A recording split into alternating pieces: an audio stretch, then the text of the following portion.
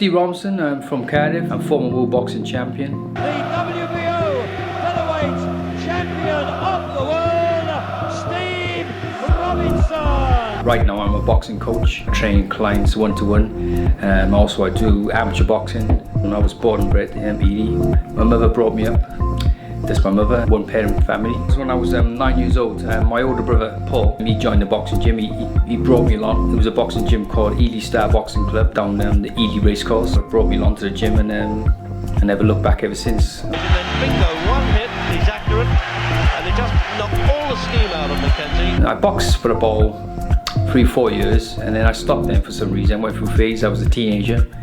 And then I got back into it when I was about 18, 19. Ruben Palazzo, the world champion, he was going to box John Davison up in Newcastle back in 1993. They tested him, Ruben Palazzo, with HIV, so they had to strip him with the world title. They had to make the title vacant, so they called me about 2 days before the fight. My old trainer, Ronnie Rush, gave me a phone call to say it's a big fight for you. And I said, when? He said, up in Newcastle, 2 days time. Steve Robinson now steps in for a really unexpected opportunity.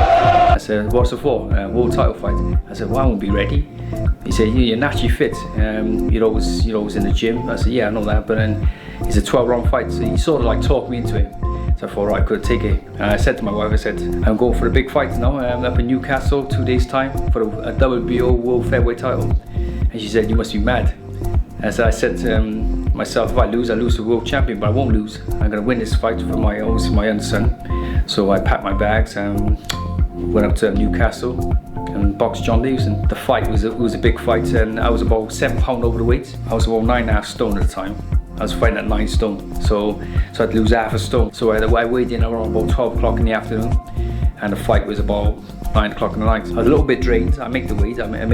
I got in just under 9 stone. And these just come so quick, and next minute I had to travel to Newcastle, the weigh-in on the day of the fight. Then just prepare myself for the fight. So I felt quite strong for the fight. I felt really strong, and I felt I'm ready for this fight. Big opportunity. It's a world title fight. 2 days notice. John Davison, he was a come-forward fighter. He was a good fighter. He was rated above me. I went in there. I had no pressure. He had all the pressure. I knew a way out to beat the southpaw. I studied him, and I kept on moving to my left and kept on throwing a left hook straight right. I was catching more time, and my build was really good for lead in that fight. I was probably about 6 or 7 rounds, and after 8 rounds, he started to get to me a little bit because it was short notice. I thought myself, it's hard, man. It's getting hard. I went through a phase. I had actually cramps in my calves. My old trainer Ronnie Rush stepped on my toes and said, God, you be alright, you be alright. I said, oh, it hurts. But then he rubbed my calves, and somehow I dug in deep. Around about 8, 9, 10, I went through a phase. He was starting to get to me.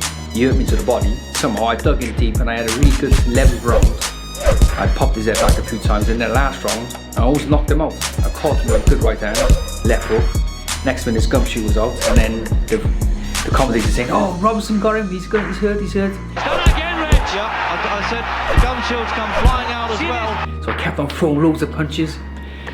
Somehow, I was so tired, I almost punched myself out. And then the bell went then. So, and then next minute, have I done enough to win this fight? And when they announced me, Steve Robinson, world featherweight champion, I couldn't believe it.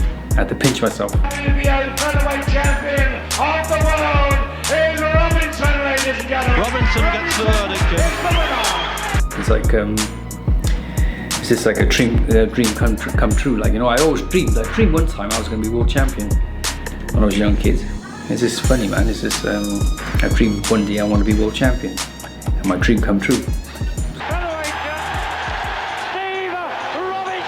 Obviously, I put Wales back on the map because I was the first world champion in 25 years. Before that, it was Hal Winston back in, where was it, 1968, the year I was born. And then I won the world title, won about 1993. That was 25 years later.